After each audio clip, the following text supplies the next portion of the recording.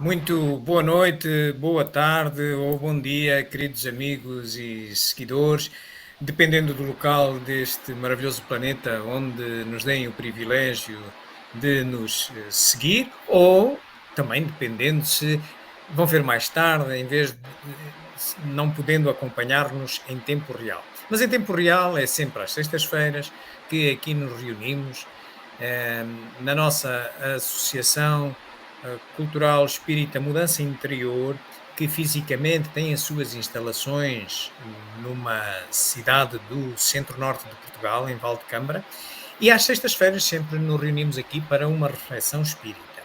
Hoje, dando sequência a um ciclo de palestras e de artigos que vem sendo publicado no Jornal Espírita Mensal, que é produzido pela Associação, vamos abordar o ano de 1864, no volume anual da Revista Espírita, e desse ano escolhemos este tema, o Evangelho segundo o Espiritismo, a história do Evangelho, e o resumo da Lei dos Fenómenos Espíritas. Estas duas obras, uma obra de iniciação, o resumo da Lei dos Fenómenos Espíritas, que é, em nossa opinião, a primeira que se deve estudar, e também uma obra de natureza básica, o Evangelho segundo o Espiritismo.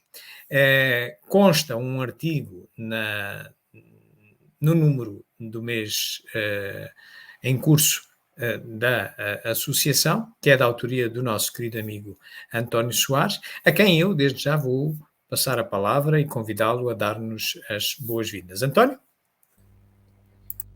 Olá, boa noite, João, Eric e a todos os vossos queridos amigos. Em nome da ASEM, sejam bem-vindos a mais uma noite de estudo importante para este nosso aprofundar dos conhecimentos, portanto, para nós fundamentarmos cada vez mais este nosso alicerce doutrinário. Então, como o João já referiu, o tema de hoje relacionado com tanto o artigo da Revista Espírita sobre o Evangelho segundo o Espiritismo e o resumo da Lei dos Fenómenos Espíritas, portanto que nós, portanto é nesse ano de 1864, e que nós, como o João também referiu, vimos a cada mês preparando um artigo com maior relevância na doutrina espírita e publicado ao tempo de Kardec na Revista Espírita. Então hoje vamos seguir esse ciclo, esperando que ele nos traga mais esses conhecimentos necessários a que possamos continuar cada vez com mais interesse e mais vontade, seguindo este legado doutrinário que Kardec nos deixou, com tanto empenho, com tanto amor, com tanto carinho. Vamos então ouvir aquilo que o João tem para nós. E antes de darmos início então a esta aula, a esta tertúlia entre todos, eu vou pedir ao Eric se digne então encaminhar-nos para, juntamente com a espiritualidade, possamos receber todas essas boas vibrações e possamos estar assim todos compenetrados neste trabalho de estudo.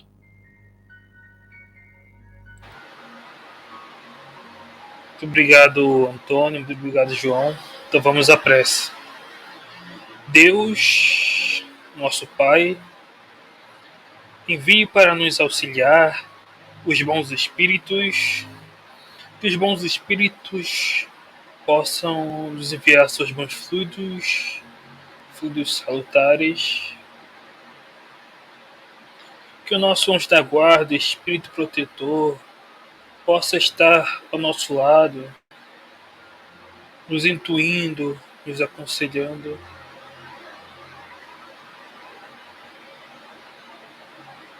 Que os espíritos inferiores que possam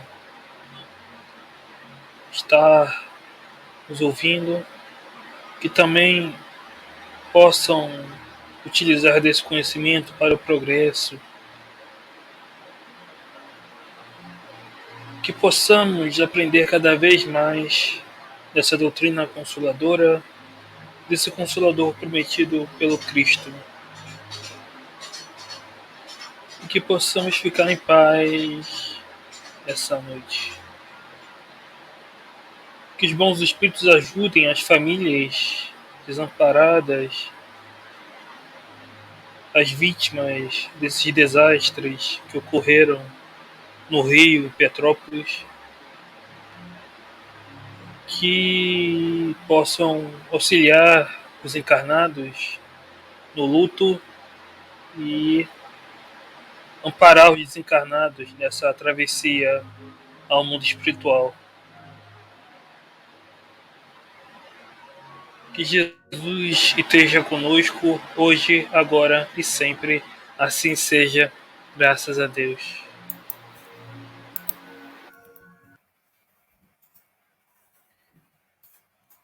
Muito obrigado, queridos amigos, por esta introdução maravilhosa. Érico, muito em particular, por esta linda prece e pela evocação destes nossos irmãos que desencarnaram com toda esta tragédia que está a suceder com as chuvas diluvianas que estão a acontecer no Rio de Janeiro, pedindo a Deus que o receba e que nós, os que ficamos, saibamos auxiliar aqueles que estão em maior cuidado. Bem-haja, agora cheios de esta boa energia, vamos, pois, então, partir para a reflexão de hoje. Como vos dissemos, hoje vamos abordar o ano de 1864 da Revista Espírita, na sequência de um artigo também que está no boletim mensal da ACEMI, feito pelo António, com o mesmo tema. Digamos que é um apoio também para a leitura desse artigo. Vamos começar por recordar onde se insere a Revista Espírita dentro da codificação fundamental. Essa resposta nos é dada nesta obra, que é o Catálogo Racional de Obras para se fundar uma Biblioteca Espírita, que Kardec distribui com o último número da Revista Espírita que prepara em vida, o de abril de 1869. Em anexo vem este catálogo. E neste catálogo, se o desfolharmos, vamos encontrar 3 distintas partes. A primeira tem o título de Codificação Fundamental. E Kardec, então, nessa Codificação Fundamental, elenca estes 11 títulos que aqui estão, que, se contarmos por volumes, serão 22 volumes, uma vez que a Revista Espírita, de per si, a parte que se considera codificação fundamental, aquela que é produzida por Kardec, se encontra espalhada por 12 volumes. Então temos 12 volumes, mais 10 dá 22. Portanto, são 11 títulos ou 22 volumes. E aqui vemos, agrupados pelas naturezas. Há aqui 3 naturezas distintas na codificação fundamental. Há 3 obras de iniciação, estas primeiras que nós aqui vemos em cima, uma das quais vai ser hoje abordada, analisada, que é o resumo da Lei dos Fenómenos Espíritas. Depois temos 5 obras de natureza básica, uma das quais vai ser hoje também abordada, o Evangelho segundo o Espiritismo, que encontramos aqui na segunda linha em baixo. E, por fim, 3 obras de natureza especializada, entre as quais a Revista Espírita, que é o grande protagonista da nossa reflexão de hoje, a Viagem Espírita 1862 e os caracteres da Revelação Espírita. Ora, a Revista Espírita já é uma menina que tem uma idade interessante. Well, happy birthday to you. happy birthday. There you go to you. Ela fez recentemente, no mês passado, 164 anos de idade, uma vez que ela começou por ser publicada em 1858, em janeiro. O primeiro mês em que ela foi publicada foi nesse mês. Portanto, completou agora 164 anos. Vamos começar por olhar brevemente para ela e entender porquê que ela aparece, que propósitos serve, qual é a ideia de Kardec ao publicá-la, ver como ela se encaixa, se relaciona com as outras obras da codificação fundamental, como vimos, como estudá-la, e depois, numa segunda parte da nossa palestra, então, iremos mergulhar no ano de 64, observando estes dois eventos que nos parecem de relevante importância nesse ano: o lançamento do Evangelho segundo o Espiritismo e o resumo da Lei dos Fenómenos Espíritas. Analisemos, pois, o porquê do aparecimento desta obra, que propósitos serve, que objetivos serve. Bom, como nós já dissemos, ela é uma obra de caráter especializado. E porquê que é de caráter especializado? Bem, é de caráter especializado exatamente porque estuda em profundidade, de uma forma especializada, detalhada, todos e quaisquer assuntos que se possam encontrar espalhados pelas outras 10 obras da codificação fundamental. Kardec utiliza esta obra não só para aprofundar os assuntos, mas também para ensaiar conceitos, trazer novas verdades. Ele próprio anunciar mudanças de opinião em relação a determinados factos que depois vêm a refletir em obras posteriores. Faz nela também os relatos da investigação que conduz na Sociedade Parisiense de Estudos Espíritas. Reflete nela a correspondência que ia mantendo com correspondentes ao longo do mundo, nos outros países, a respeito dos temas espíritas. Enfim, utiliza isto como um verdadeiro diário de bordo ou uma bússola para orientar a produção literária das outras obras da codificação fundamental. Daí que ela é uma espécie de uma bússola temática dentro do estudo do Espiritismo, como veremos mais adiante. Como vos dissemos, ela começa a ser publicada. O primeiro jornal mensal é publicado em janeiro de 1858. Vivia Kardec aqui nesta rua de Paris, na Rua dos Mártires, número 8.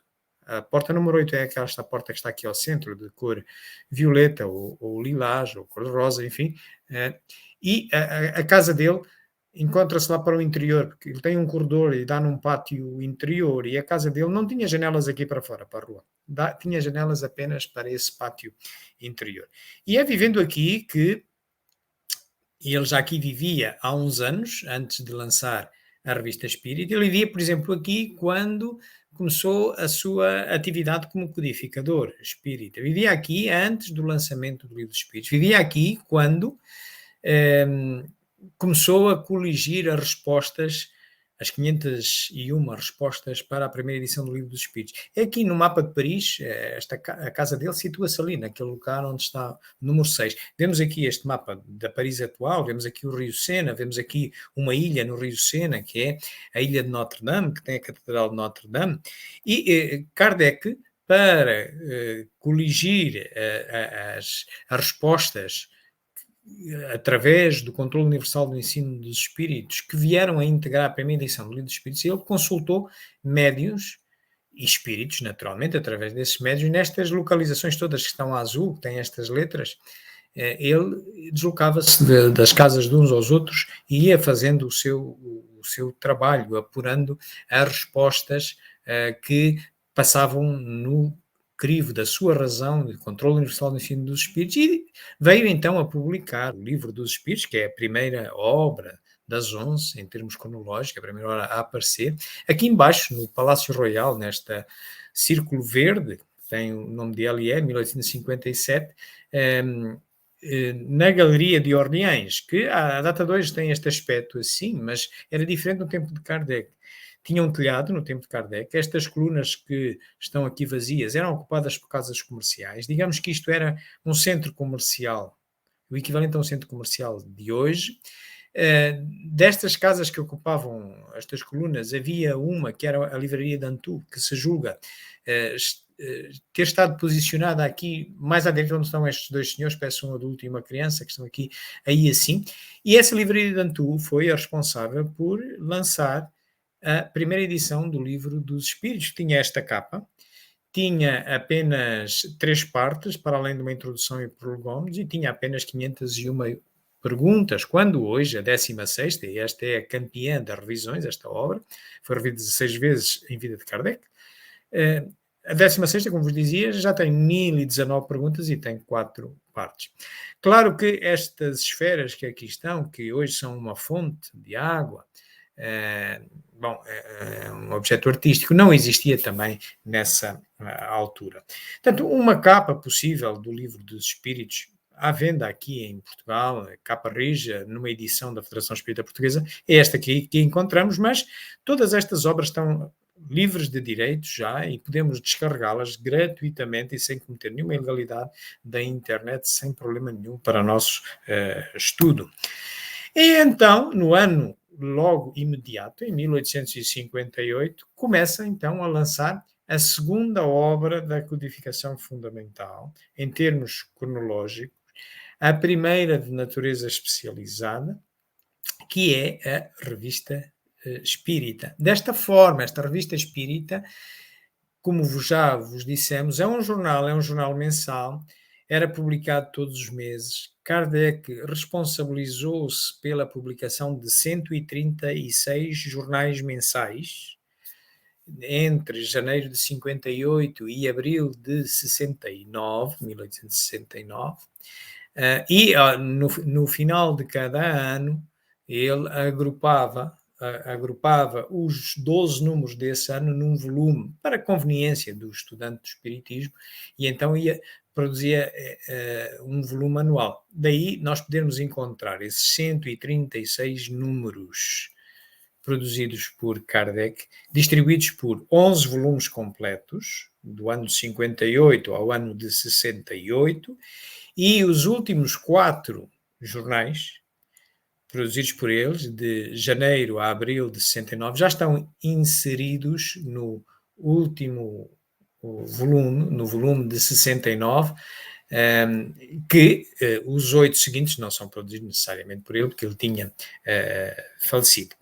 Numa capa possível de encontrarmos esses tais volumes anuais, vemos, por exemplo, aqui o de 58, numa edição disponível aqui em Portugal, nas livrarias espíritas, mas outras haverá. Portanto, quando a Revista Espírita está para começar a ser produzida, sendo a obra maior, dentre as 11, maior porque foi publicada durante 11 anos. Durante 11 anos esteve a publicar-se continuamente esta obra. Não há mais nenhuma na codificação assim. Foram revistas, mas continuamente publicada matéria nova, não, só esta. Portanto, por isso também é a mais extensa, é a mais volumosa delas todas, mas imediatamente antes o que é que existia? O Livro dos Espíritos. E então depois, por cronologia, vão aparecendo todas as outras. E verificam aqui que vai variando a natureza das obras que vão surgindo.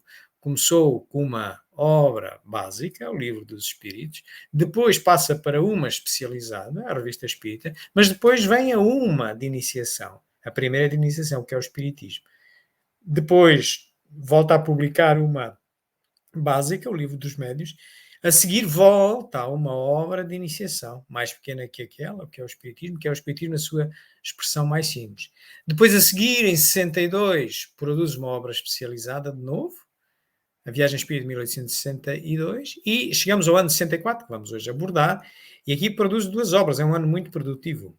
O Evangelho segundo o Espiritismo, que não nasce com este nome, nasce com o nome de Imitação do Evangelho segundo o Espiritismo, e também a última das 3 obras de iniciação, o Resumo da Lei dos Fenómenos Espíritas, a mais amadurecida, a mais recente, é aquela para onde devemos começar a estudar também. O ano 65, ele lança O Céu e o Inferno, que é também de natureza básica, bem assim como a Gênese, que é a última natureza básica, que ele lança em 68, lançando a última das 11 a ser lançada, é Os Caracteres da Revelação Espírita, que já começaram por aparecer na Revista Espírita em 68, depois na Gênese também em 68, e imediatamente após o lançamento da primeira edição da Gênese, ele torna independente este primeiro capítulo da primeira parte da Gênese numa obra individualizada, que é Os Caracteres da Revelação Espírita. Portanto, são estas as 11 obras, publicadas cronologicamente, que agora nós podemos agrupá-las cronologicamente e por afinidades. E cá temos 3 de iniciação, das quais vamos estudar hoje o resumo da Lei dos Fenómenos Espíritas também, 5 de natureza básica, dos quais vamos refletir sobre o Evangelho segundo o Espiritismo, e 3 de natureza especializada, onde temos a Revista Espírita, que nos serve de pano de fundo para o nosso estudo. O que é que nós tínhamos imediatamente antes da Revista Espírita? Bom, apenas esta, como já tínhamos visto. Ora, perante este volume de obras que constituem a codificação fundamental, lógico é que se pergunta, então, como se deve estudar? Que relação guardam entre elas? Bom,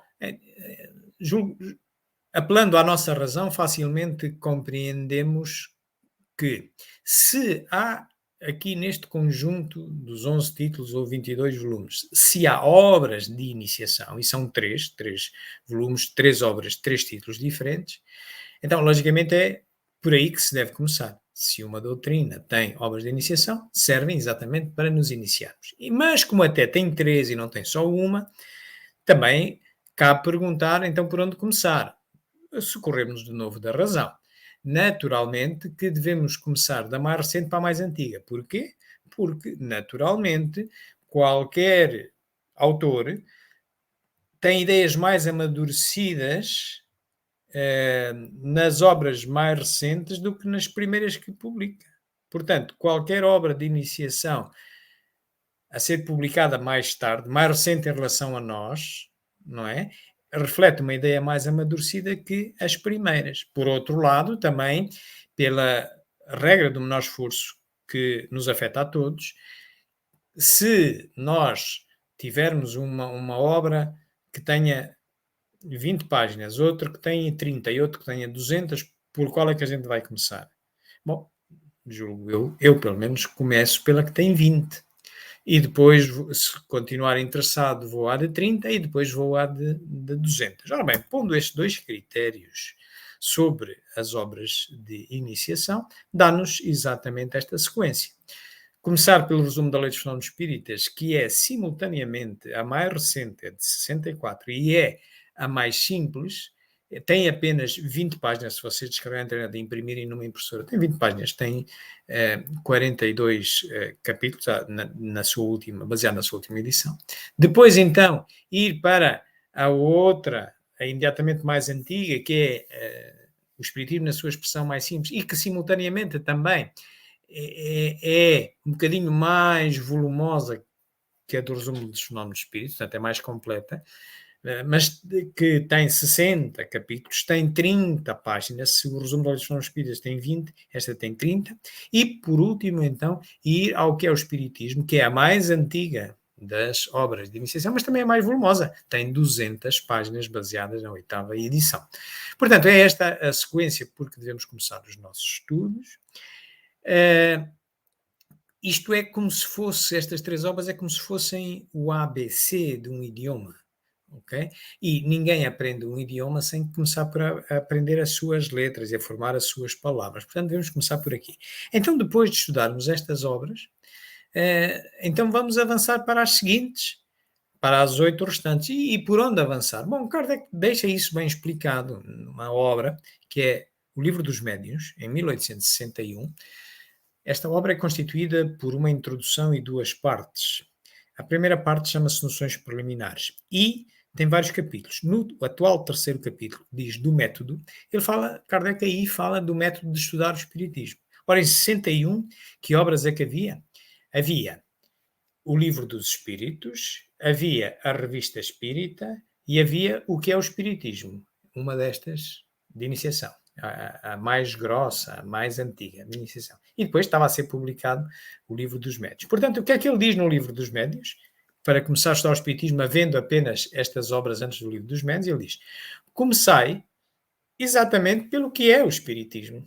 Então, o que é que ele está a dizer? Está a dizer que comecem por uma obra de iniciação. Depois, então, passai para o Livro dos Espíritos. Ok, muito bem, é a prosa. Então ele está a dizer, não entreis no Livro dos Espíritos como primeira obra e de primeira iniciação.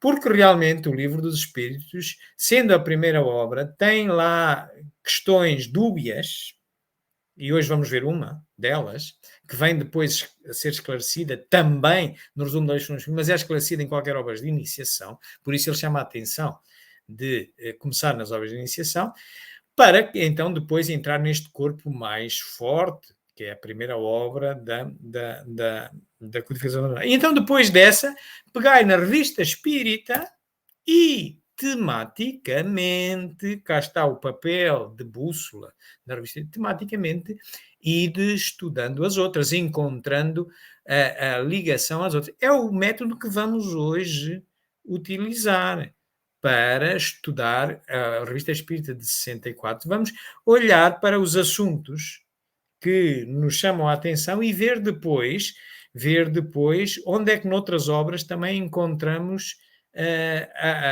aportações para a clarificação daquele assunto. E vamos pegar num polémico, num que o Livro dos Espíritos nos deixa meio confuso, mas que o resumo da Lição dos Espíritos nos esclarece muito bem, como qualquer outra obra de iniciação.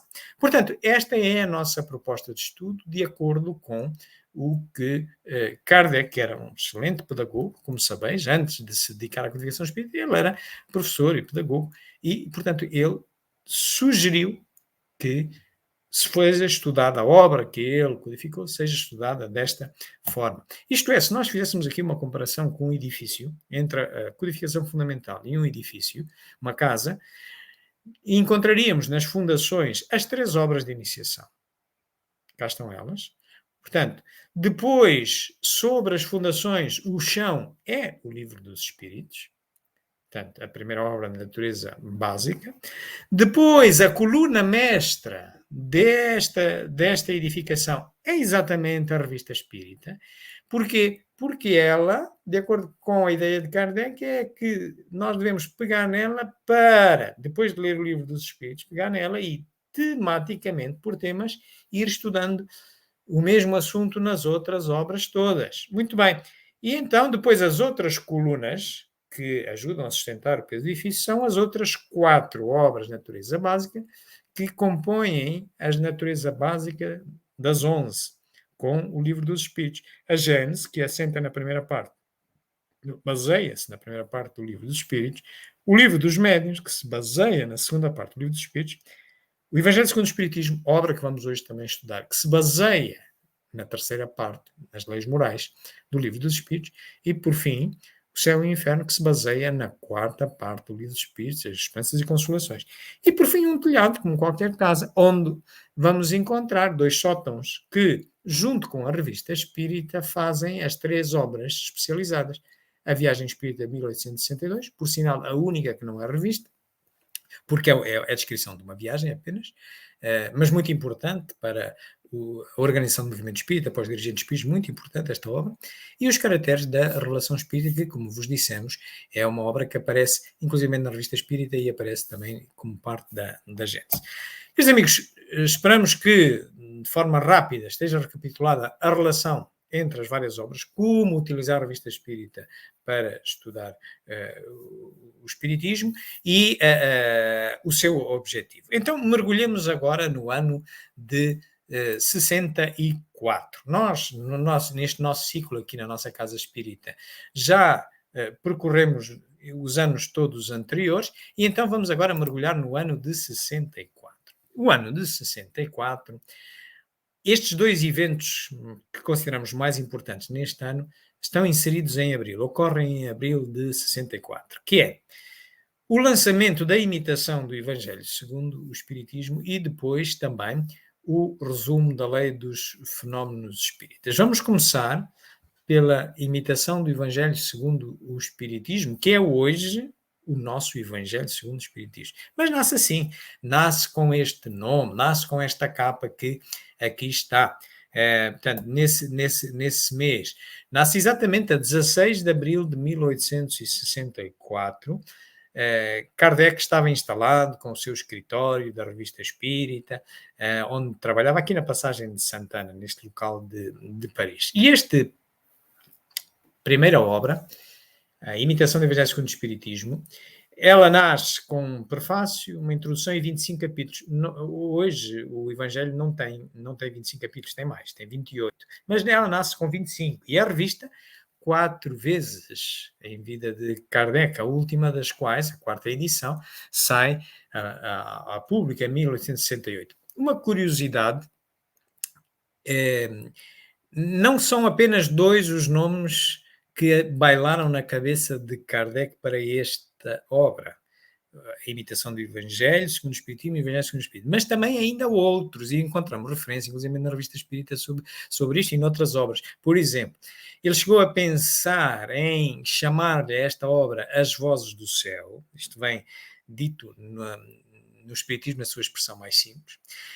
Chega a referir na Revista Espírita e também no Livro dos Médiuns e até no Livro dos Espíritos, As Vozes do Mundo Invisível, para um título possível para esta obra, para além da natural imitação do Evangelho segundo o Espiritismo e o Evangelho segundo o Espiritismo, que com esse nome, Evangelho segundo o Espiritismo, só a partir de 25 de março de 65. Mas, contudo, nós consideramos que esta obra é de 64, uma vez que o Evangelho é mesmo, só tirando o título, o conteúdo continua a ser o mesmo, com as revisões naturais de cada edição que Kardec ia fazendo. É uma obra de natureza básica, como já vimos. Ela aparece com esta organização de matérias, então um prefácio, uma introdução em que ele fala do controle universal do ensino dos espíritos, explica o que é muito importante a leitura desta introdução para se perceber esta ferramenta científica da ciência da observação do espiritismo, e depois tem um corpo que tem 25 capítulos, tinha 25 capítulos, portanto a imitação do Evangelho,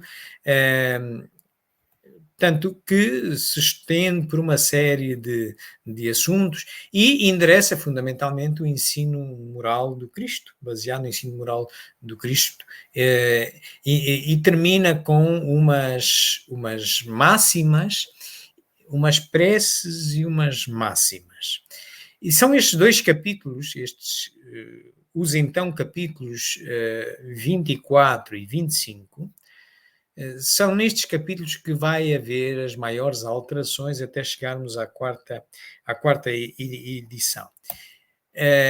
Logo nesse ano, passado uns meses, em agosto de 64, ele na Revista Espírita publica este artigo, que vos recomendo,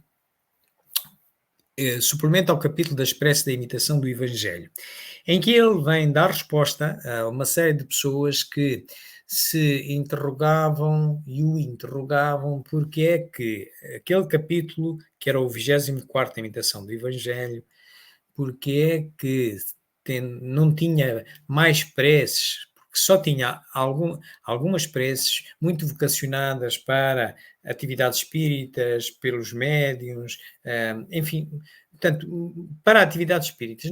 Não tinha lá nenhumas outras preces que as pessoas estavam muito habituadas, particularmente aquelas que vinham de uma linhagem religiosa, tipo a Igreja Católica, com as suas preces, os seus rosários, os seus terços, enfim, queriam uma cantilena. E Kardec vem explicar que a prece não funciona assim, de acordo com os espíritos. A prece serve para louvar, agradecer e pedir, e interessa é ser a prece de coração e não exatamente a das palavras bonitas, não a decantada que se vai cantando, tipo um rosário, mas perante a pressão toda que ele foi recebendo, para melhorar este capítulo das preces, ele aceitou expandir a prece dominical, que é o Pai Nosso, que na imitação do Evangelho segundo o Espiritismo saiu muito simples e era a única que, digamos, era utilizada pela Igreja católica. As outras são preces ditadas por espíritos vocacionadas para atividades mediúnicas, enfim.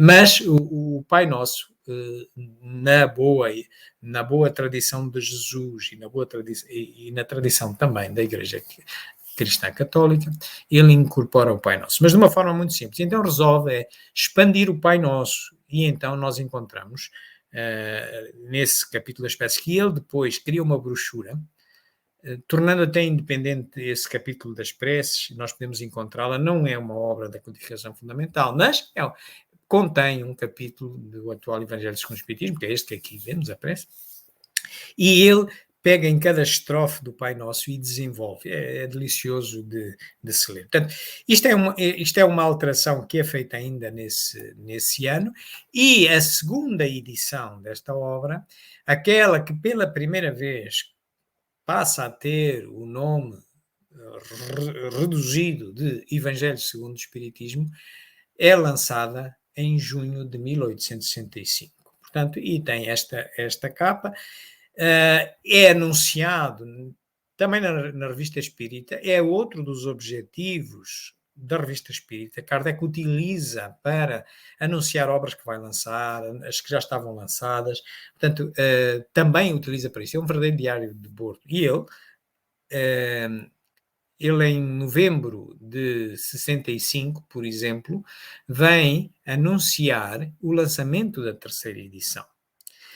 E se na segunda edição a grande alteração era fundamentalmente o nome, na terceira edição já há alterações significativas. Há o tal adicionar dos 3 capítulos de 25, vai passar a 28. Mas ele anunciou na Revista Espírita, em novembro de 65, ele diz que esta edição, a terceira edição, revista, corrigida e modificada, foi objeto de um remanejamento completo da obra. Além de algumas edições, as primeiras alterações consistem numa classificação mais metódica, mais clara e mais cómoda das matérias, o que torna a sua leitura e as buscas mais fáceis. Ou não fosse ele um pedagogo.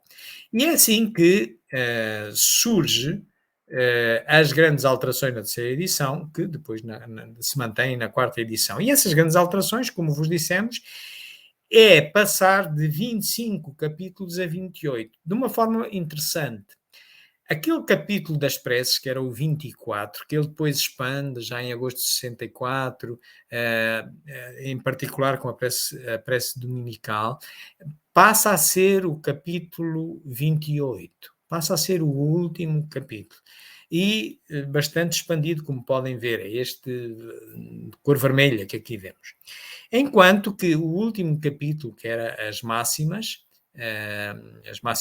morais do Cristo, de 1 passa a ter a 4. Portanto, há aqui um aumento de 3 capítulos. Daí o tal aumento de 25 para 28 capítulos, que constituem a quarta e última edição do Evangelho segundo o Espiritismo, que é lançada em 25 de janeiro de 1868. Portanto, Kardec vê sair esta edição, estava vivo. Aqui em Portugal ela tem esta capa, mas outras já se podem encontrar e, como já vos disse, todas estas obras estão livres de direitos e, portanto, podemos lê-las descarregando da internet sem cometer ilegalidade nenhuma. Portanto, este é um assunto importante deste ano, e nós olhando aqui para a quarta edição, tem esta organização, tem o dito prefácio, onde ele explica muito bem o que é o Controle Universal de Ensino de Espíritos. Tem, não é no prefácio, perdão, é na introdução. No prefácio é um prefácio normal, explica o que é a obra, é na introdução, e que está associado ao capítulo 1. Depois tem, entre o capítulo 2 e o capítulo 26, é o ensino moral. Ele pega nas máximas do Cristo, dos Evangelhos, e estuda cada uma delas, faz, põe a máxima, põe a explicação, o que os espíritos vêm explicar, e faz os seus comentários. E depois, no final, temos os 2 capítulos, o tal que tem o último, que passa a ter as preces, e um anterior que fala pedi e obtereis, era um capítulo que existia antes, mas que ensina a orar. Portanto, tudo ligado a estes 2 últimos capítulos, fundamentalmente ligados à forma como orar. Digamos que o Evangelho segundo o Espiritismo, em boa verdade, o seu objetivo exclusivo é o ensino moral. Portanto, ele vem explicar as passagens obscuras dos Evangelhos de Cristo e vem aplicar estes ensinos a todas as posições da vida. Portanto, oferece uma chave para aquelas interpretações dúbias que se tinham dos Evangelhos, já que Cristo não deixou nada escrito. Os Evangelhos eram as verdades dos discípulos em relação à ideia que lhe tinha ficado de Cristo, que já tinha desencarnado. Portanto, e ao longo dos tempos, traduções, etc., porque Cristo também falou de uma forma metafórica, utilizando parábolas, porque não havia suficiente entendimento para se perceber literalmente o que ele pudesse dizer, a evolução intelectual e moral era ainda reduzida. Portanto, ele utilizou muitas parábolas e deu interpretações estranhas. E o Evangelho segundo o Espiritismo pugna exatamente para esclarecer também isso. Destes capítulos todos, íamos tomar a liberdade apenas de nos concentrar neste último, que nos ensina a orar, e convido-vos a assistirmos.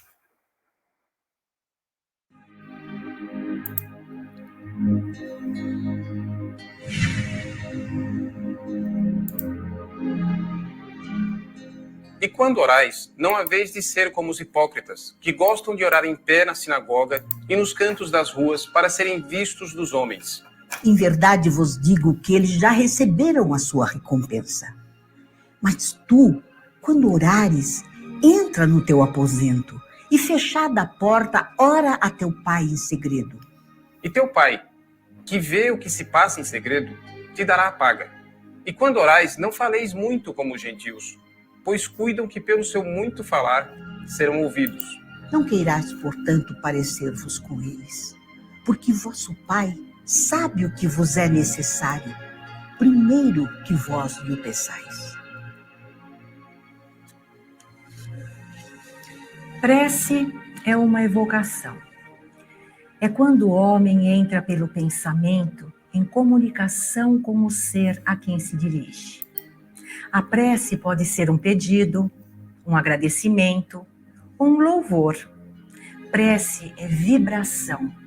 É quando mais nos aproximamos de Deus. É uma expansão íntima da alma com o seu Criador.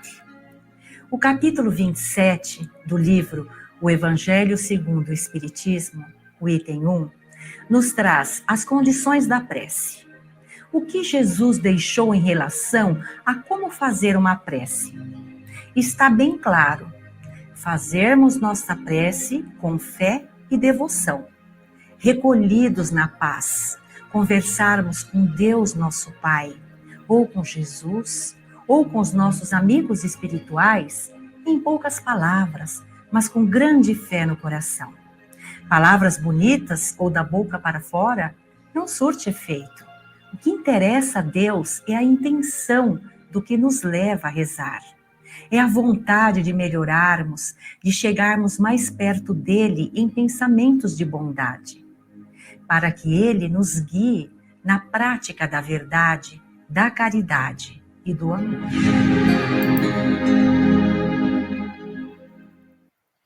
É delicioso este capítulo 27, pedi e obtereis, e também o capítulo final, o 28º, das preces, em particular aquela prece dominical, está maravilhosa, está linda, vale a pena.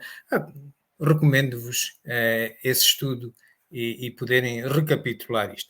Bom, sobre o Evangelho segundo o Espiritismo, este primeiro assunto que do ano de 64 nos atraiu a atenção, era o que nós queríamos dizer. Mas neste mesmo ano e neste mesmo mês vai acontecer outro fenómeno muito importante, que é o lançamento do resumo da Lei dos Fenómenos Espíritas, a tal obra que, em nossa opinião, pelas razões que já aduzimos antes, deve ser a primeira que qualquer espírita deve estudar.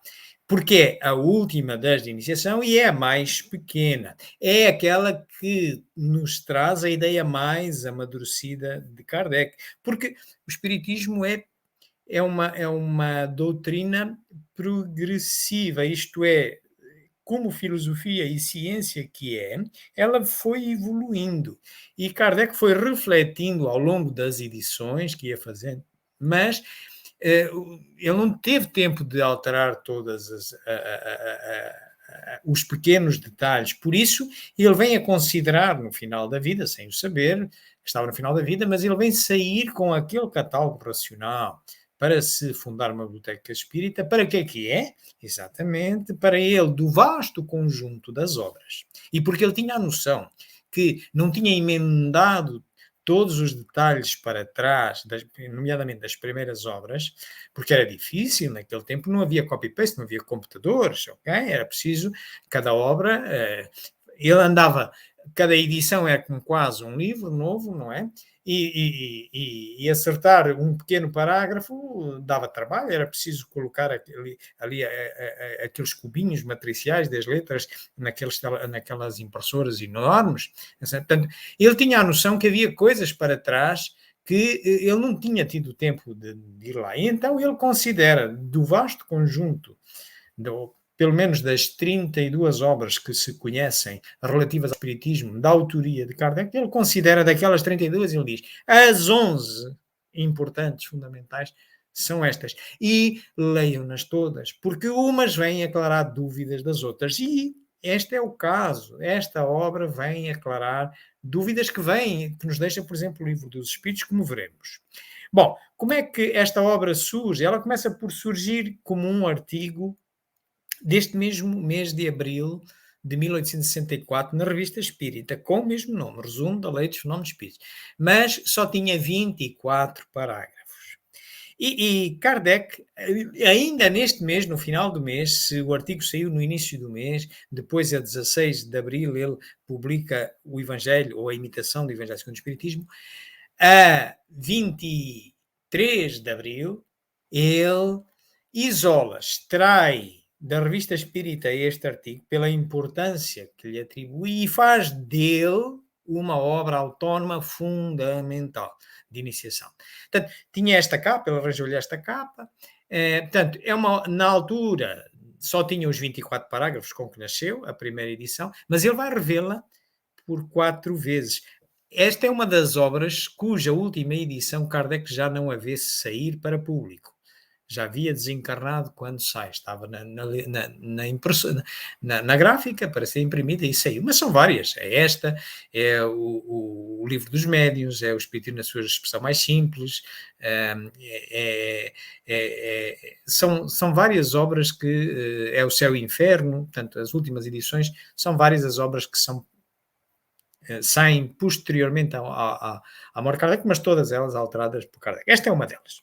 Bom, como vos disse, esta é a obra primeira da iniciação que se deve ler. Na altura, quando saiu, tinha este aspecto assim, era um texto bastante corrido, enfim, tinha um corpo, tinha ali um resumo introdutório, tipo uma introdução, e depois tinha um corpo cheio de portanto, parágrafos e assim o texto todo corrido. Mas vinha numerado o texto e tinha estes parágrafos que aqui estão, por exemplo, coisas de iniciação. Começava pela definição do espiritismo, muito lógico e muito apropriado para uma obra de iniciação. O que é que são os espíritos? Muito apropriado para quem vai estudar o espiritismo. O que é a morte? Muito apropriado. O que é o perispírito?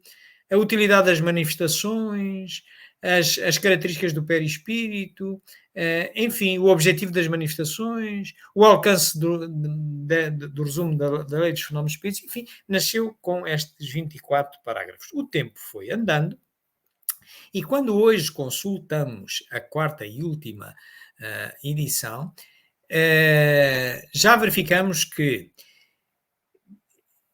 entre a segunda e a terceira dá-se a grande alteração. Esta alteração que observamos hoje na quarta. Qual é que é essa alteração? É a expansão de 24 para 42 e um melhor remanejamento dos assuntos, em que ele acaba por organizar a obra nestes 4 capítulos, nestes 4 partes, digamos assim.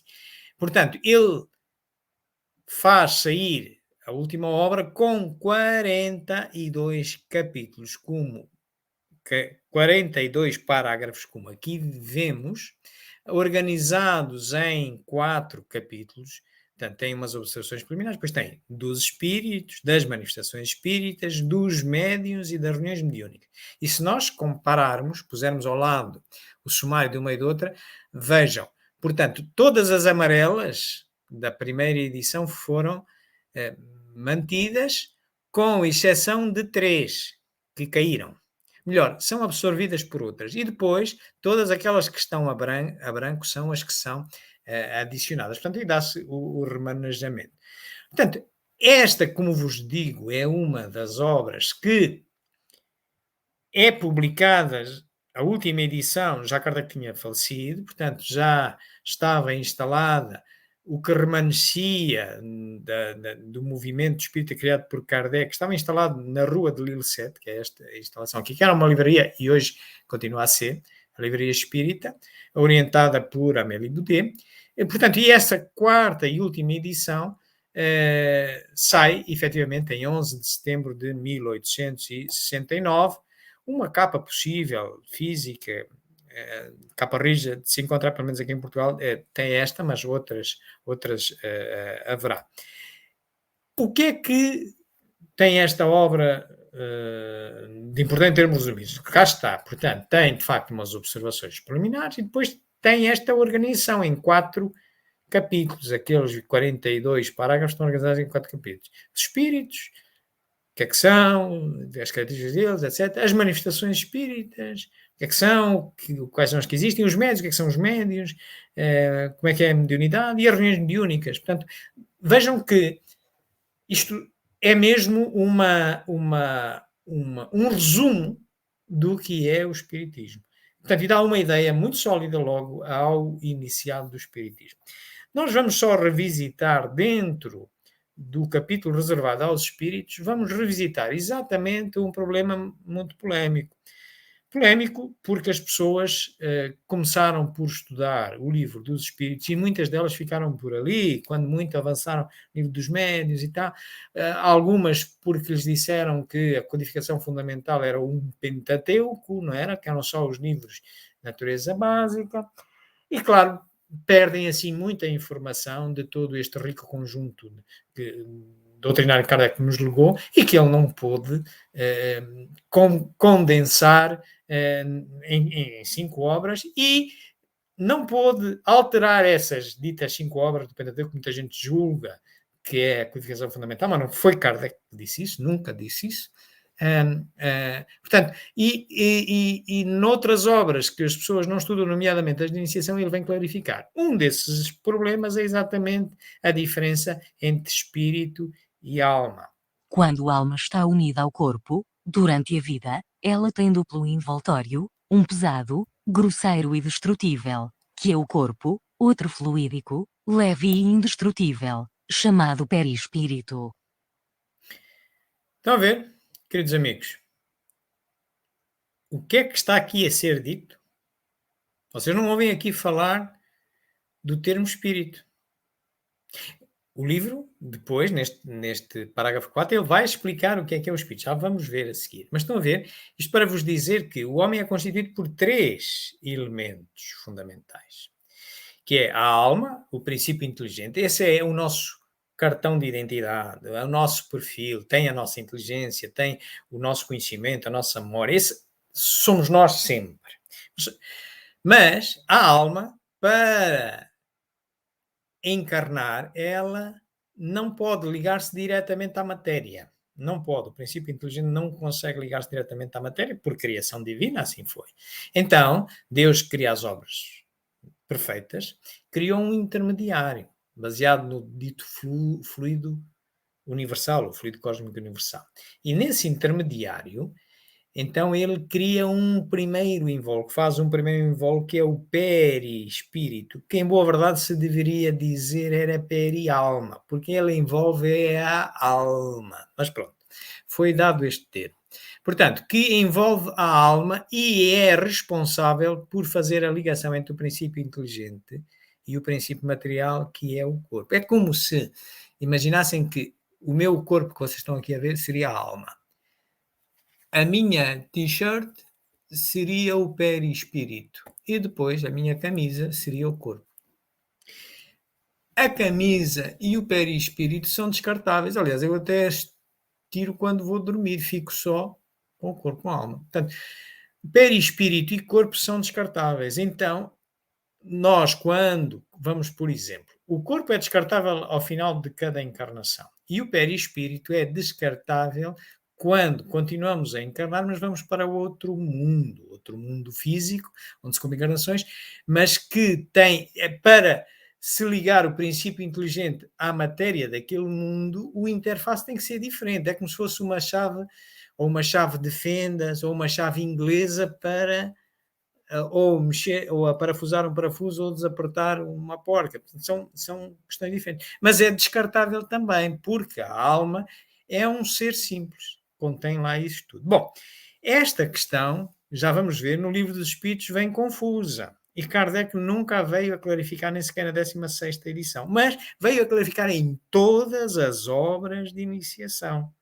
Esta é a última, mas ele também clarifica logo no que é o Espiritismo, logo em 59, portanto ele apercebe-se que há ali uma confusão a gerar-se, que clarifica também no Espiritismo na sua expressão mais simples, e clarifica por várias vezes na Revista Espírita. Olha, nesta, em 64, mas em 66, ele volta outra vez a falar nesse assunto. A união da alma, do perispírito e do corpo material constitui o homem. A alma e o perispírito separados do corpo constituem o ser chamado espírito. A alma é assim um ser simples, o espírito um ser duplo, e o homem um ser triplo. Acabamos de ouvir o que vem expresso no que é o Espiritismo, na obra de iniciação, que é o Espiritismo, no capítulo 2º, no parágrafo 14, e que também vem expresso no parágrafo 4 do resumo da Lei dos Fenómenos Espíritas, vem expresso no Espiritismo na sua expressão mais simples, vem na Revista Espírita de Abril de 64, nesta primeiro artigo, também vem em 66, quando se fala da filosofia e da atualidade científica do Espiritismo, havemos de abordar essa questão, e é pela primeira vez referido no Livro dos Espíritos de uma forma ambígua que já verificaremos, ok? Mas, portanto, o que é que nos está aqui a ser dito? Exatamente isto, de novo. O homem é constituído por 3 elementos: a alma, perispírito e corpo, de cuja associação assim se geram 3 seres. Isto é, a alma, sendo o nosso perfil imortal, onde está a nossa inteligência, os nossos conhecimentos, estão na alma, não podem estar em algo que é descartável, não é? Estão na alma. Também é um ser simples. Porquê? Porque pode existir autonomamente, sem perispírito, sem corpo. Provavelmente hoje Cristo será alma simples, será um ser simples. Os espíritos puros, avançados, que não precisam de cumprir encarnações, a menos que seja por missão, e então vão arranjar uma t-shirt, não é? E depois um corpo, uma camisa onde vêm cumprir a missão, mas depois, se não precisam de encarnar para progredir, porque a encarnação só serve isso, só serve o progresso, acelera o progresso dos homens, portanto ficam como ser simples. Mas claro, quando têm que encarnar, ou para progredirem o próprio, ou numa missão, então envolve a alma de um primeiro invólucro, o tal que é responsável por ligar o princípio inteligente ao princípio material. E então é o dito perispírito, que foi chamado perispírito. E então dá origem a um ser duplo. É aqui que surge o termo espírito. Portanto, não se confunda espírito com alma. Isto é, o espírito inclui a alma, mas a alma é parte do espírito. Ok? E pode existir autonomamente. Ok? Muito bem. Portanto, que é a alma mais o perispírito, que é este ser duplo. E quando efetivamente encarna, vai-se somar o terceiro e último elemento, que é o corpo, e então daí o homem ser um ser triplo, que é constituído por alma, perispírito e corpo. O mesmo é dizer, por uma equivalência, é constituído por espírito, que é a alma e perispírito, mais o corpo. Agora que nós estamos cientes disto, então vamos agora perceber porque é que nós devemos estudar a codificação fundamental toda e não nos ficarmos só pela básica e muito menos só pelo livro dos Espíritos. Vejam esta questão agora que nós sabemos o pensamento mais avançado de Kardec. Agora vamos andar para trás e vamos ao livro dos Espíritos. E que Kardec nunca alterou. Vamos à pergunta 135. Está aqui cometida uma sinedo, que é um caso particular da metonímia, que é trocar o todo pela parte. Mas reparei, isto é de 57. Nem Kardec, nem os espíritos que andavam a tatear e à procura das melhores designações para os vários termos que se ia criando, que se ia integrando na doutrina, é mais atrasado em 57, quer os espíritos, quer Kardec, estavam intelectualmente mais atrasados do que em 59, ou em 62, ou em 64, ou em 69. Portanto, temos que perceber isto. Mas reparei o que é que respondem os espíritos à pergunta que Kardec lhes faz. Há no homem alguma outra coisa além da alma e corpo? Respondem os espíritos. Há o laço que liga a alma ao corpo. Bem, do que nós já vimos das obras de iniciação, isto é o homem, né? O ser triplo.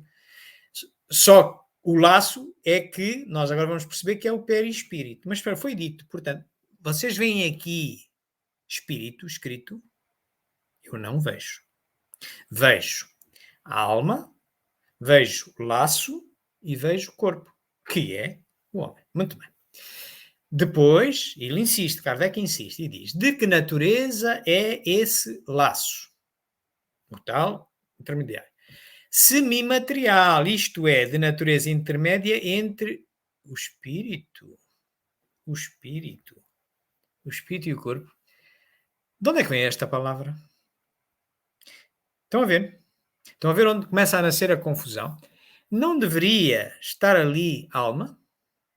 Se só existem no homem, no início da pergunta, na raiz da pergunta, só existe laço, alma e corpo, então, estamos a falar do laço, para que é que serve o laço?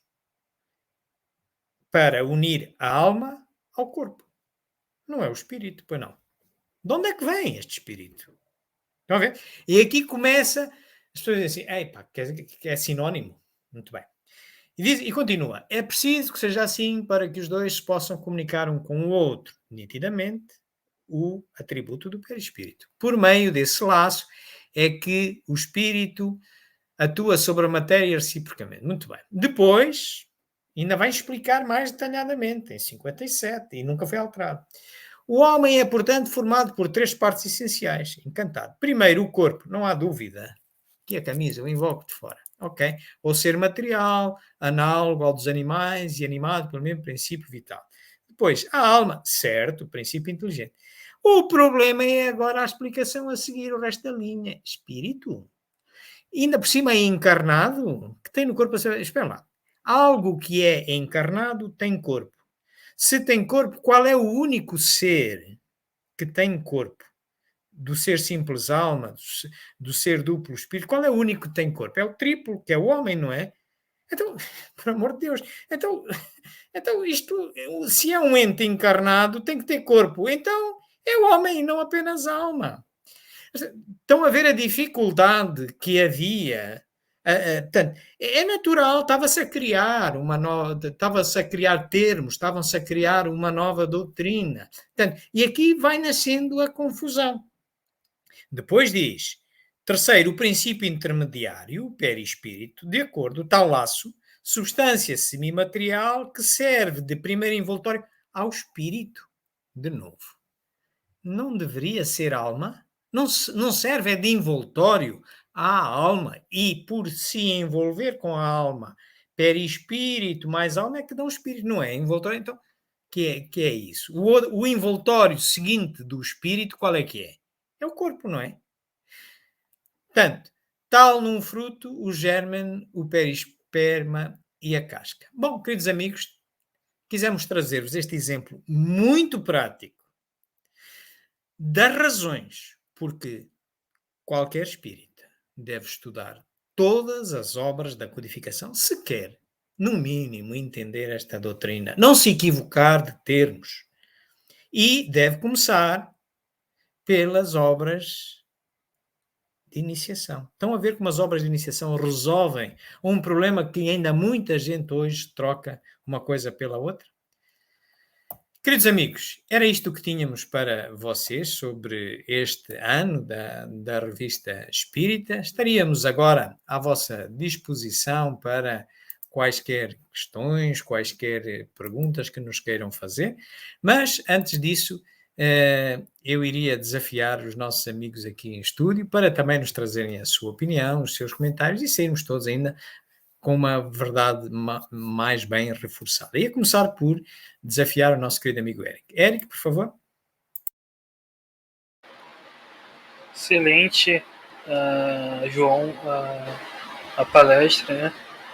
E então eu queria fazer alguns comentários sobre, primeiro, a questão das obras fundamentais, né? Você frisou muito bem, primeiramente, toda a importância do estudo das 22 obras fundamentais, né, partindo das iniciais, né, como é uma das iniciais, é o resumo da lei dos fenômenos espíritas, né, que você tratou muito bem. Né? Então, começar lendo o que é o espiritismo na sua mais simples expressão, né, o resumo da lei dos fenômenos espíritas, né, para depois ir para o livro dos espíritos, o livro dos médiuns, né, aí depois para o Evangelho, né, que é esse livro que traz toda essa questão, essa base moral e ética da filosofia espírita, né? Que a ética é um ramo da filosofia, né? E é o principal objetivo do espiritismo, né? Como Kardec define no preâmbulo do que é o espiritismo é uma ciência, uma filosofia de consequências morais. Então, toda a importância da moral aí. E esse livro, como você bem colocou, o resumo da lei dos fenômenos espíritas, ele é um livro de iniciação porque ele dá bases, né? Principalmente referente à questão da mediunidade, né? Mas antes de entrar na mediunidade, como você bem falou, ele define o espírito, né? O que é o espírito para o espiritismo.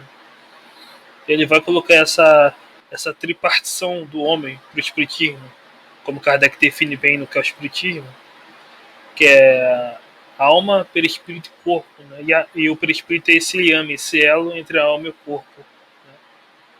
É através do perispírito, né, que as impressões que chegam pelo corpo vão até a alma, né? E também através do perispírito que a alma imprime a vontade sobre o corpo, né? Então, o perispírito é o que faz esse papel de intermediário entre as duas coisas. E também através dos fluidos, né, do perispírito que ocorre toda a questão da mediunidade, né?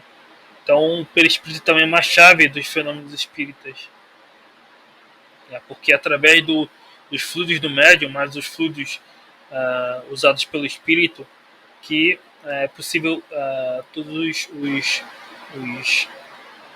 os fenômenos, né? Desde os fenômenos físicos, né, mais materiais, como as patologias, batidas, até os efeitos intelectuais, né, mais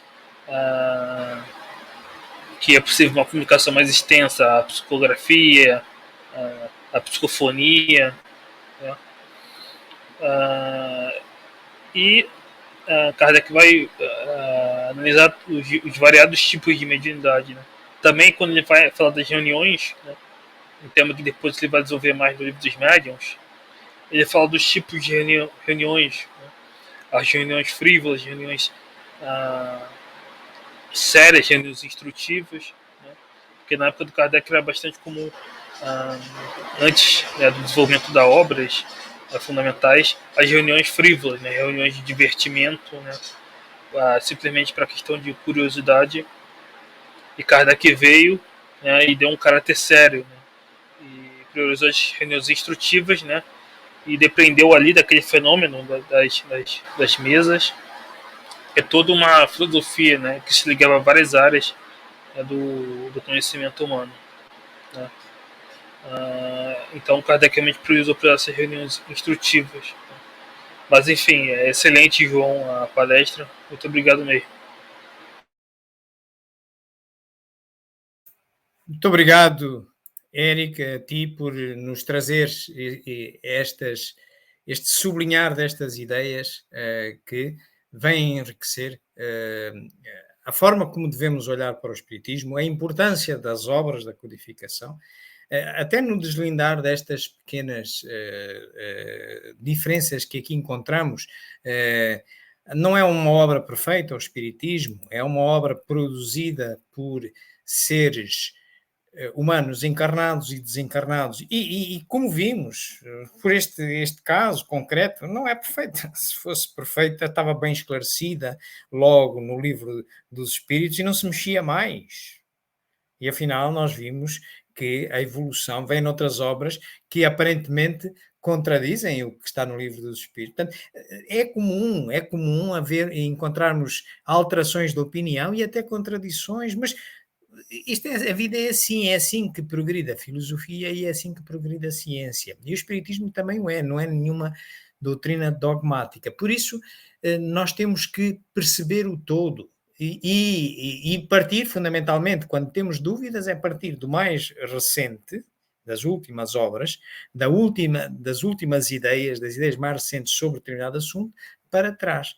Porque as últimas ideias são as mais amadurecidas dos seus autores. Bem-aja, Éric, por este sublinhar da importância da codificação fundamental. E agora pedir ao nosso querido amigo António Soares. António? Um estudo excelente, João. Uma abordagem ao método de estudo da doutrina espírita muito esclarecedora. Mas, portanto, este tema tanto da palestra de hoje, o Evangelho segundo o Espiritismo e o resumo da Lei dos Fenómenos Espíritas, nós não podemos abordá-lo sem falarmos na Revista Espírita, porque a Revista Espírita é esse guia principal, e é aí que nós tiramos, portanto, todos estes esclarecimentos. Dois, por exemplo.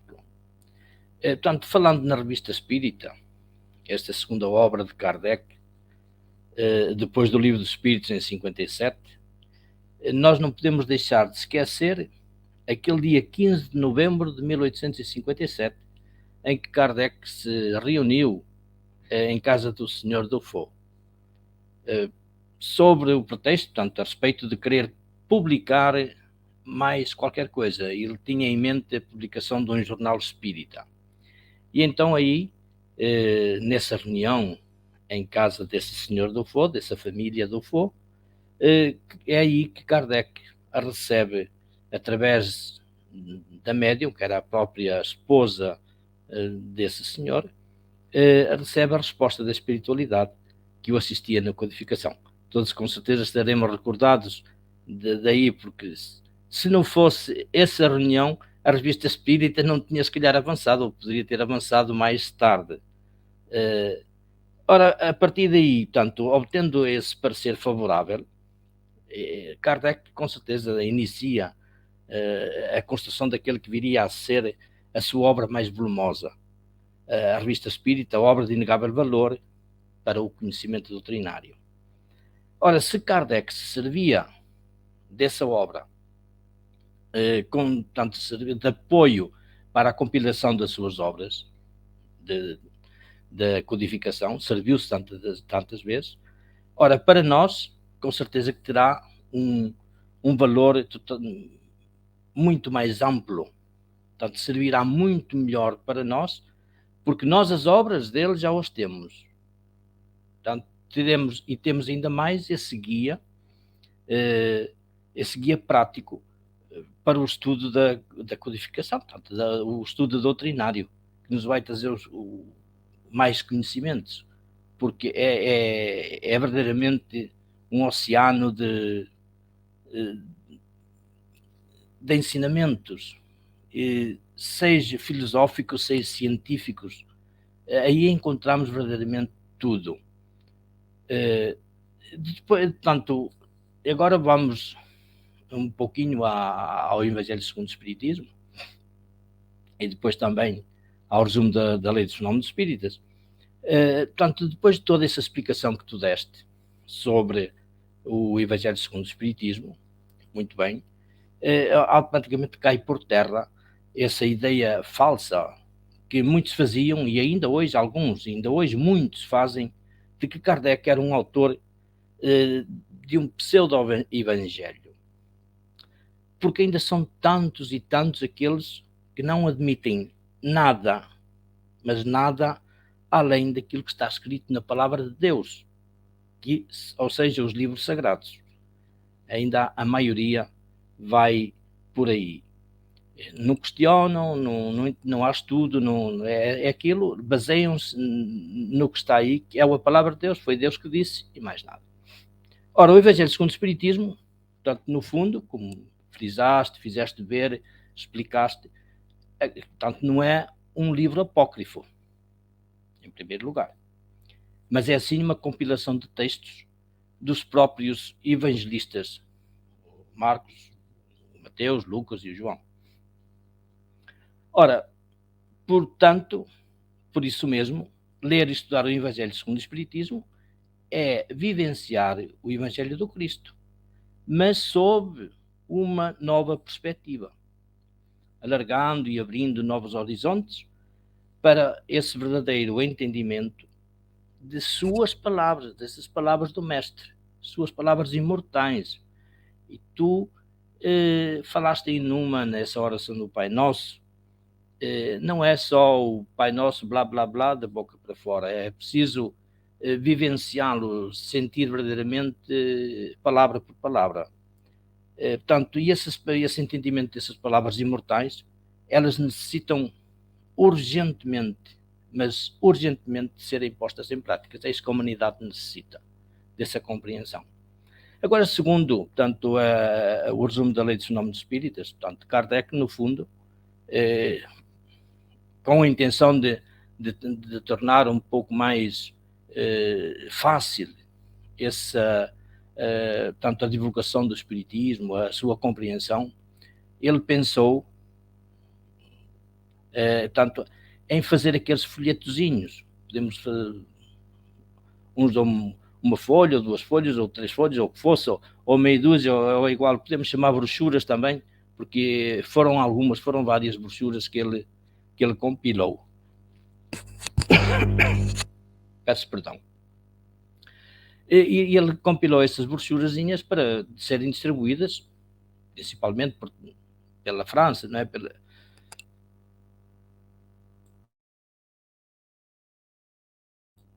Desculpem. Portanto, muitas dessas brochuras tiveram uma aceitação enorme. E neste caso, principalmente, essa lei, tanto o resumo da Lei dos Fenómenos Espíritas, foi uma delas que teve uma aceitação tal que, de 24 parágrafos, logo de seguida ele pensou logo em revisá-la, e a partir daí passou a 42 parágrafos. E o que pensa-se, portanto, não há uma certeza, mas pensa-se que foram passados verdadeiramente muito pouco tempo da primeira impressão. Ele já, portanto, novamente a impressão nova foi feita mesmo logo quase de seguida. Portanto, estas pequenas brochuras eram únicas simplesmente para compreendessem melhor todos os fenómenos verdadeiramente não vistos como sobrenaturais, mas sim vistos como causas naturais e não fizessem juízos errados. Portanto, aí, João, é necessário o verdadeiro estudo, não é o ler somente, é estudar. E tu fizeste aí o teu aviso, começar com o estudo através das obras de iniciação, para uma melhor compreensão. Porque se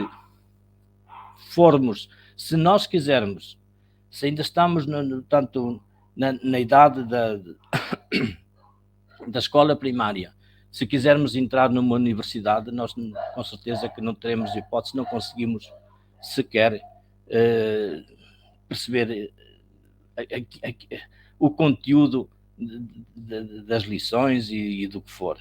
Portanto, no Espiritismo é precisamente isto. Não é uma religião, não existem dogmas, todos se questionam, tudo pode ser questionado e tudo tem uma resposta. Portanto, há que estudar, há que aprofundar, e a Revista Espírita é um dicionário, é como queiram chamar, uma enciclopédia tremenda, enorme, e daí todos se podem socorrer e com certeza que irão encontrar o caminho mais facilitado para uma melhor compreensão da doutrina espírita. Era só. Muito obrigado, João. Obrigado a ti, António, também, por trazeres estas reflexões mais enfocadas inclusivamente no Evangelho, nesta obra maravilhosa de cariz filosófico, cariz ético, de filosofia moral, que também não deve ser a primeira a ser estudada. Há muita gente que, por influência das casas espíritas em que se encontram, às vezes há casas espíritas a começarem os estudos pelo Evangelho. E creio que os amigos já perceberam todos que se o Evangelho, segundo o Espiritismo, um dos objetivos é aclarar aquilo que estava mal explicado com as traduções que chegaram ao século XIX dos Evangelhos de Cristo, pois imaginem que se nós vamos começar logo por uma obra destas, com esta sensibilidade, sem perceber a montante o que é o Espiritismo, a que é que se dedica, quais são as bases filosóficas que investiga, ficamos a confundir, como se constata, e pelo menos já constatei, aquilo que o António aqui nos lembrava. Há gente que julga que o Evangelho segundo o Espiritismo é um Evangelho particular do Espiritismo. Não é. Baseia-se nos Evangelhos de Cristo, é uma explicação com racionalidade, desmistificando toda uma série de coisas do ensino moral do Cristo, na percepção que é o ser mais avançado que apareceu até hoje na Terra e nos serve de mestre e guia. Mas é preciso entendermos bem o que ele nos disse, porque senão podemos cair em interpretações muito estranhas, como seja aquela passagem que diz que eu vim para pôr o pai contra o filho, o marido contra a esposa. Essa passagem tem que ser entendida, segundo se explica o Evangelho, tem que ser entendida no sentido de a boa nova, a melhor verdade que o Cristo trazia da interpretação da lei, por comparação à que existia anteriormente. E isso sim, como novas verdades As pessoas tendem a apaixonar-se pela sua e o seu orgulho e a sua vaidade leva-as a ter muita dificuldade em aceitar uma nova verdade. E é isso que se queria dizer. Portanto, há troços, isto é o da estranha moral, o capítulo da estranha moral, que é um capítulo que também esclarece muito destas coisas. Portanto, mas não é um outro evangelho, não é. E há muita gente que, ao começar os estudos logo por uma obra, não é fácil esta obra. Esta obra é uma obra que exige nós estarmos bem ancorados em perceber que doutrina é esta que até consegue ir aos Evangelhos de Cristo e reinterpretá-los em alguns troços. Portanto, é preciso ter seriedade e é preciso a gente perceber a mudança. Senão, a gente entra nem mais no Evangelho como se está a entrar num livro sagrado de qualquer uma das religiões, e já sabemos que livros sagrados são todos imperfeitos, porque se o livro sagrado são as verdades de Deus vertidas num livro, como é que nós vimos diferenças entre os ditos livros sagrados de todas as religiões? Só existe um só Deus. Comparem lá o Corão com a Bíblia da religião cristã católica, ou o Torá do judaísmo, ou com os livros do hinduísmo. Comparem. Então, se o Deus é único, como é que diz coisas dispares? Estão a ver? Mas o homem, na sua vaidade, quer sempre atrair sobre si o mérito de ser ele o grande interpretador da lei, o preferido, o eleito. E não é. Não é. Nem sequer Cristo é. Cristo, em todo o seu mérito, e o grande mérito de Cristo é ser ele próprio, ter ele feito o progresso por si próprio, como é exigido a qualquer um de nós. Está mais adiantado que nós, como está um professor. E ele também teve os seus professores. Portanto, e o Evangelho segundo o Espiritismo tem esta característica. Portanto, é uma obra que merece ser lida depois de obras de iniciação, o Livro dos Espíritos, e então, apoiado pela Revista Espírita, ir avançando para as outras obras, e nomeadamente o Evangelho segundo o Espiritismo.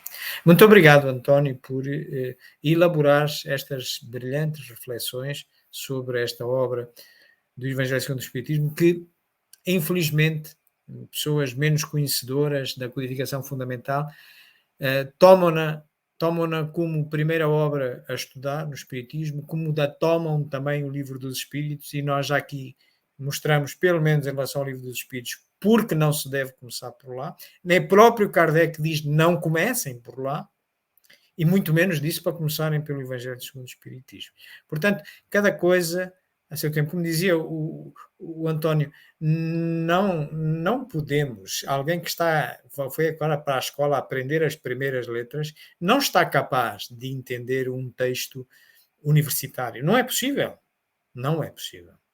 Portanto, e as obras da codificação fundamental vêm num crescendo. Portanto, é preciso termos lastro de base, senão andamos ali a decorar coisas, a fixar coisas e a dogmatizar esses assuntos.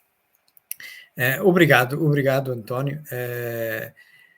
Aqui a nossa amiga Shirley diz, congratula-se também com a tua intervenção. Ela dá a sua experiência. Eu comecei meus estudos em paralelo com o Livro dos Espíritos e o Evangelho.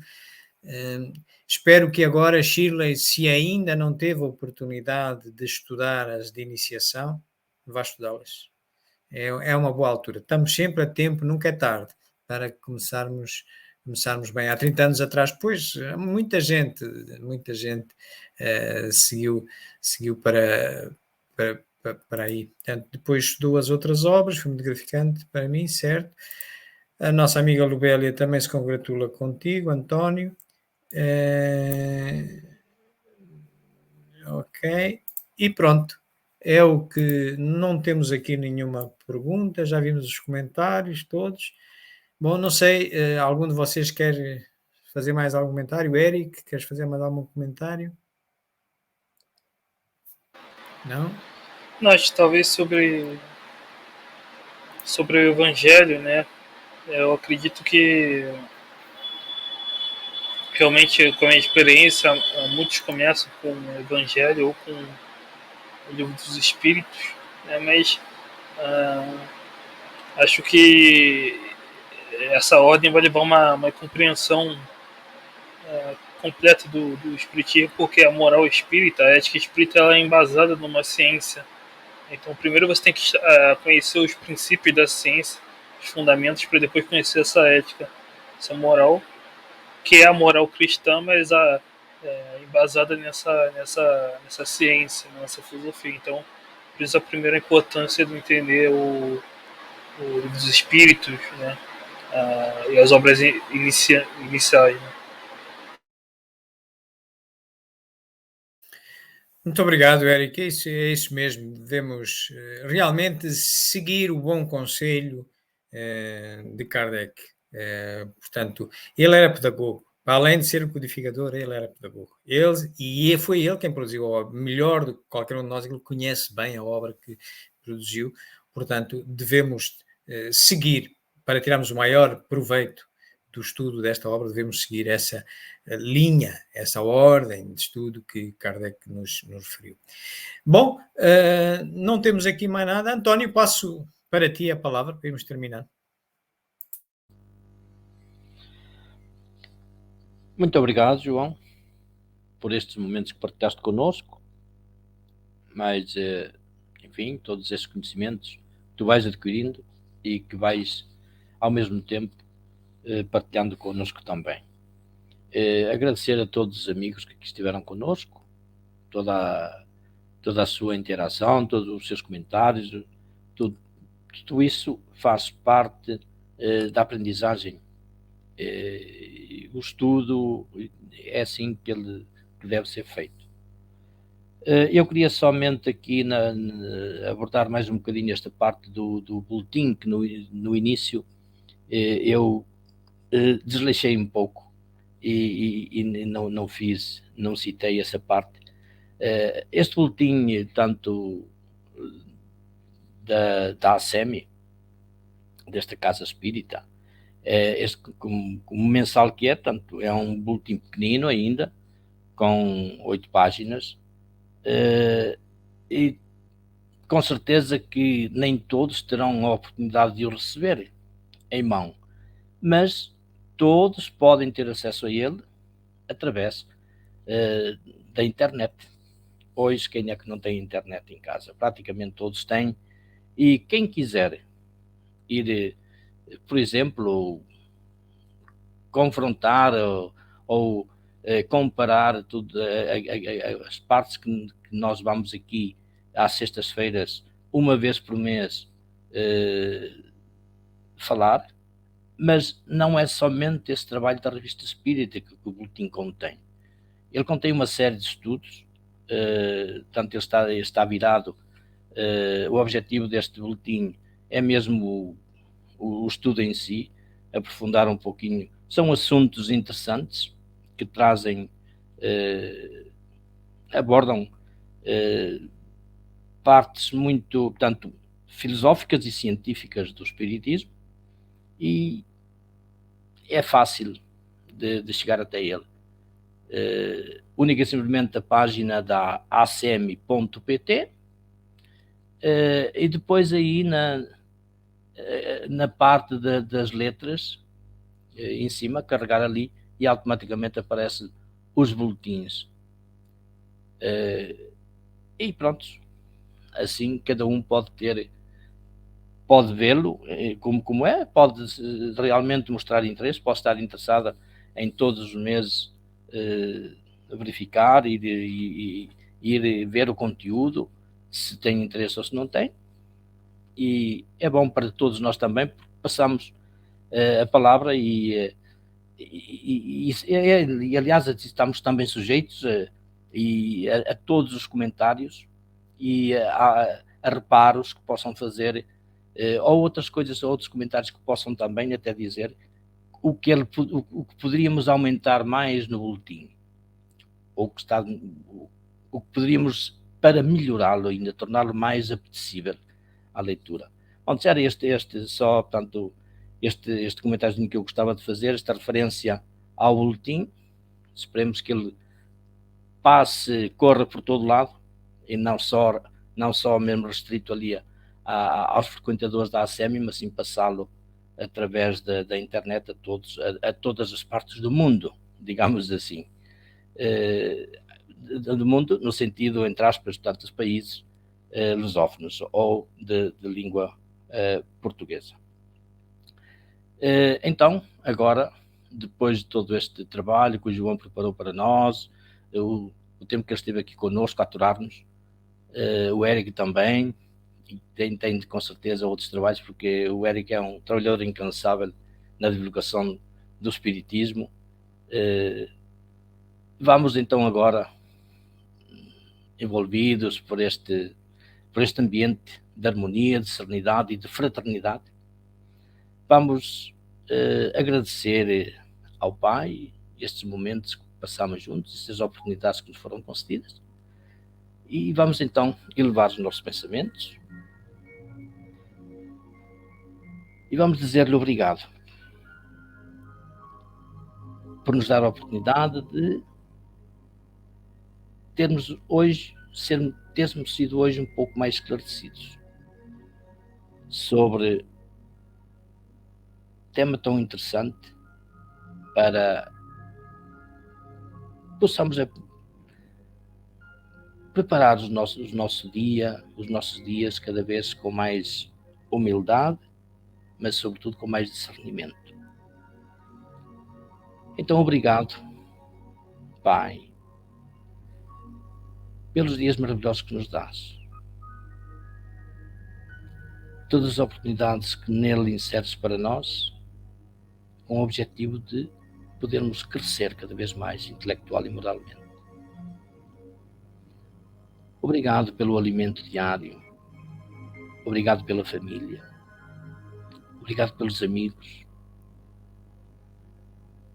obrigado pelas tristezas e obrigado pelas alegrias, fazendo tudo parte desta caminhada de progresso espiritual.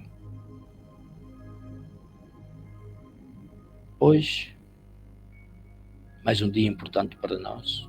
Depois destes conhecimentos, vamos guardá-los, mas não guardá-los numa gaveta onde podemos esquecer deles, não.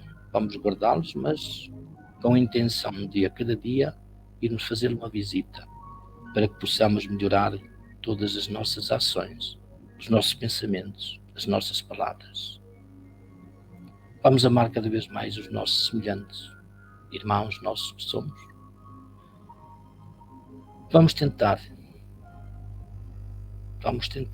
pedir força e coragem ao Pai para que nos ajude a eliminarmos em nós esse orgulho, esse egoísmo, e tornarmos assim pessoas mais amáveis uns com os outros, onde possamos ter bons relacionamentos, onde possamos formar verdadeiramente uma família que somos. Estou irradiados por estas boas vibrações, agradecendo também na espiritualidade todo esse envolvimento. Vamos partilhar esse ambiente de harmonia e serenidade com todos os nossos irmãos do mundo inteiro, levando até aos seus lares, aos seus corações, essa paz e essa serenidade. Obrigado a Jesus, nosso companheiro e amigo, que está sempre ao nosso lado, que nos guia, que nos acompanha. Muito obrigado, que assim seja.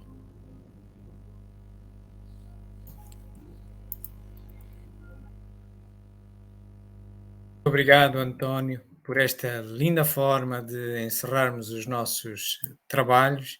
Obrigado, Éric, também, por sempre aqui estares incondicionalmente e permitir-nos também divulgar através dos teus canais esta nossa reflexão. E então ficamos de encontro marcado para a próxima sexta-feira, a esta hora, aqui na nossa Casa Espírita, para refletirmos sobre um outro tema espírita. Então, boa noite, queridos amigos, um bom fim de semana e até para a semana, se Deus quiser. Boa noite, amigos. Obrigado.